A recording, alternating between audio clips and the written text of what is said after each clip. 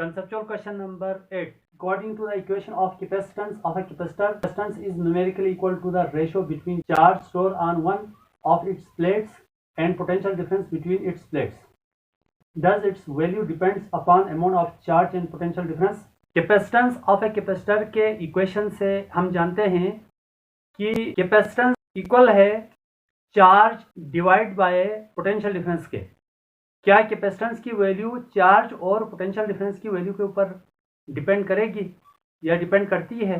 Capacitance of a capacitor सिर्फ 3 factors पर depend करता है। Number 1, area of plates. अगर एरिया बड़ा होगा तो उसके ऊपर एनर्जी ज़्यादा स्टोर होगी, अगर एरिया कम है तो एनर्जी कम स्टोर होगी। दूसरे नंबर पर मीडियम बिटवीन द प्लेट्स या डाइलेक्ट्रिक्स बिटवीन द प्लेट्स। दो प्लेट के दरमियान हम डाइलेक्ट्रिक या मीडियम इस्तेमाल करते हैं, उसके ऊपर डिपेंड करता है। थर्ड जो है दोनों प्लेट के दरमियान डिस्टेंस के ऊपर डिपेंड करता है। ये कैपेसिटेंस है, ये चार्ज और पोटेंशियल डिफरेंस की वैल्यू पर डिपेंड नहीं करता। यहाँ पर मैंने फार्मूला लिखा है कैपेसिटेंस ऑफ ए कैपेसिटर। ये देखें, इससे पहले हमारे पास जो फार्मूला था Q is equal to C। ये जो कैपेसिटर इक्वेशन है पहले Q is equal to C भी था, यहाँ पे C कांस्टेंट है तो Q direct proportional potential difference. इसका मतलब अगर चार्ज को आप डबल करेंगे तो पोटेंशियल डिफरेंस भी डबल होगा, अगर आप चार्ज को 3 टाइम्स करेंगे तो पोटेंशियल डिफरेंस भी 3 टाइम्स होगा। अगर हम चार्ज को डबल करते हैं तो पोटेंशियल डिफरेंस डबल होगा, तो ये इक्वेशन बनेगा 2Q डिवाइड बाई 2V। तो 2 और 2 कैंसिल, दोबारा वही इक्वेशन आ गई C is equal to Q upon V। देखो इस इक्वेशन के ऊपर कोई असर नहीं पड़ा। अगर चार्ज को 3 टाइम्स करेंगे तो पोटेंशियल डिफरेंस भी 3 टाइम्स होगा, तो यहाँ पर 3Q रखेंगे तो यहाँ पर भी 3V। तो 3 और 3 कैंसिल, दोबारा वही इक्वेशन आ जाएगी। इस तरह से चार्ज को बढ़ाने से पोटेंशियल डिफरेंस भी बढ़ेगा। तो कैपेसिटेंस जो है चार्ज और पोटेंशियल डिफरेंस पर डिपेंड नहीं करता, क्योंकि चार्ज और पोटेंशियल डिफरेंस का जो रेशियो है वो हमेशा कांस्टेंट रहता है। Conceptual question number 9. Due to capacitors of different plate area gain same or different amount of charge if connected with the same battery. दो कैपेसिटर है, उनका एरिया डिफरेंट है, तो डिफरेंट एरिया के दो कैपेसिटर को अगर हम सेम बैटरी से जोड़ते हैं तो उन दोनों डिफरेंट एरिया के कैपेसिटर पर सेम अमाउंट ऑफ चार्जेस आएंगे या डिफरेंट। इसका आंसर होगा डिफरेंट एरिया के दो कैपेसिटर को हम सेम बैटरी से जोड़ते हैं, दोनों प्लेट के ऊपर डिफरेंट अमाउंट ऑफ चार्ज आएगा।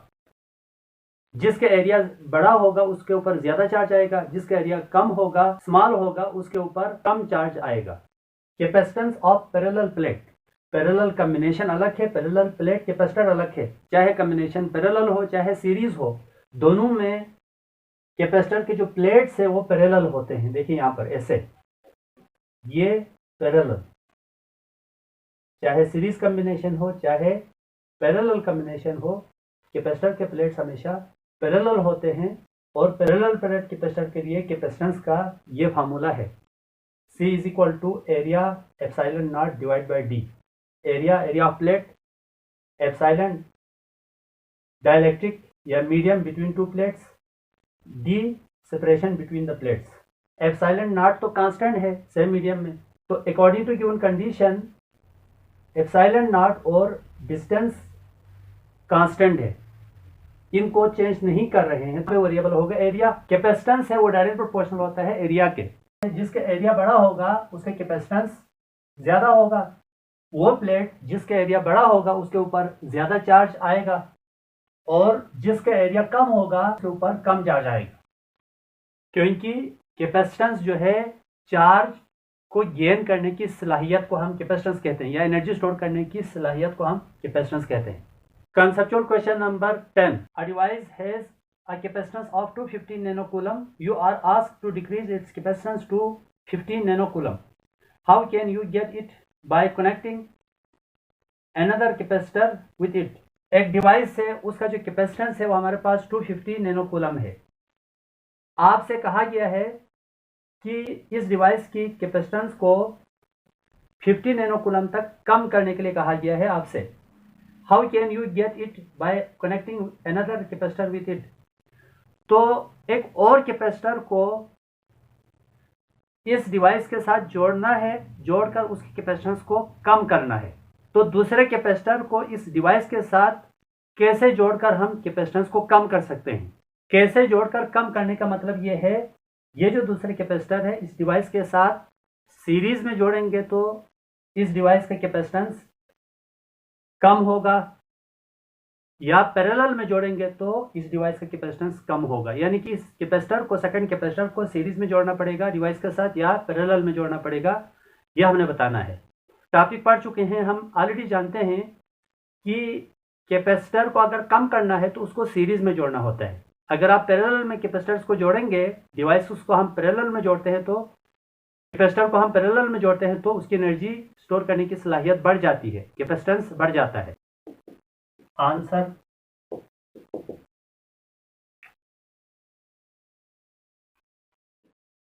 आंसर में फर्स्ट ऑफ ऑल हमारे पास डेटा है।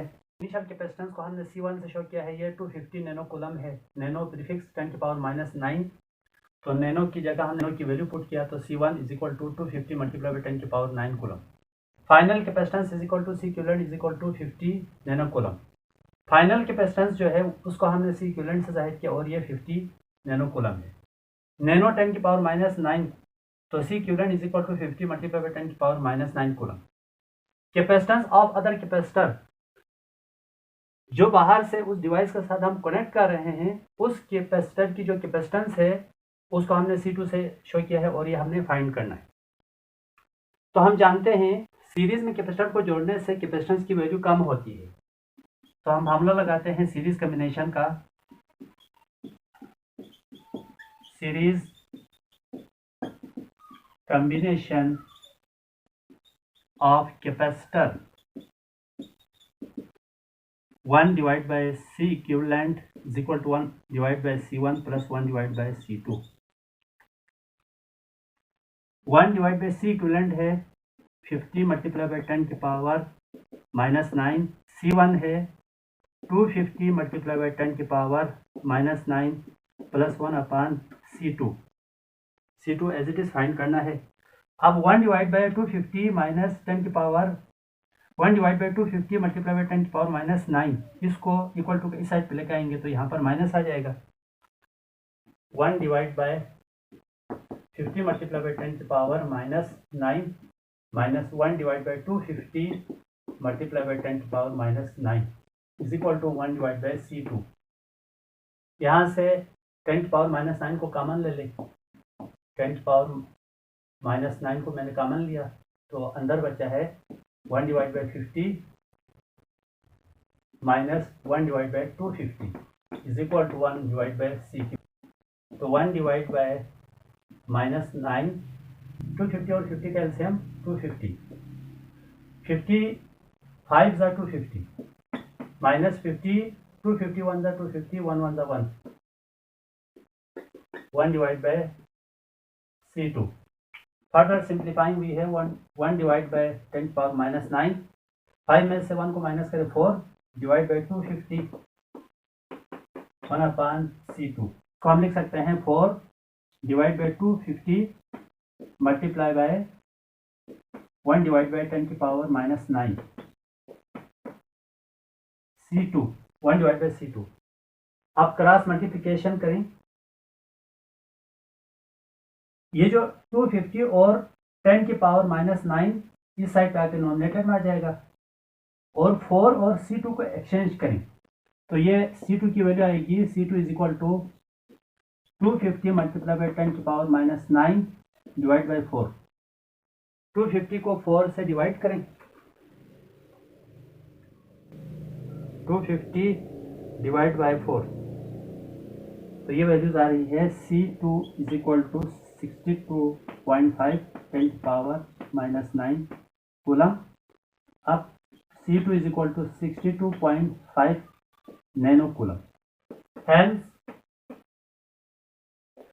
a capacitor of capacitance 62.5 nano coulomb is connected to decrease the capacitance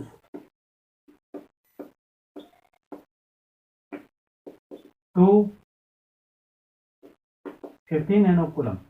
यानी कि एक डिवाइस का जो कैपेसिटेंस है वो 250 नैनोकूलम था, उसको कम करके 50 नैनोकूलम करने के लिए हमें बाहर से 62.5 नैनोकूलम के जो कैपेसिटर है उसको सीरीज में जोड़ेंगे, तो उसका कैपेसिटेंस, उस डिवाइस का कैपेसिटेंस कम होकर 50 नैनोकूलम रह जाएगा।